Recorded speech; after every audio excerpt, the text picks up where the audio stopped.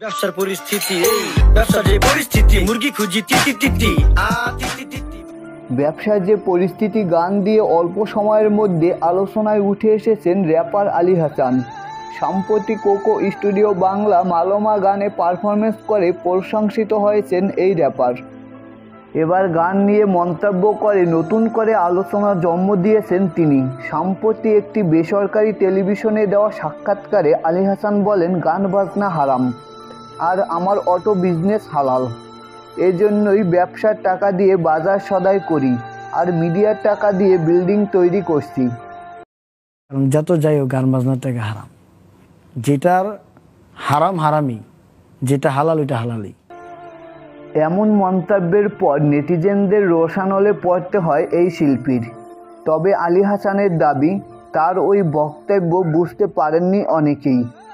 তিনি সংবাদ মাধ্যমে বলেন, পুরো ইন্টারভিউটি সবার দেখার কথা এবং দেখলে বুঝতে পারবে আসলে সেখানে আমি কি বলেছিলাম।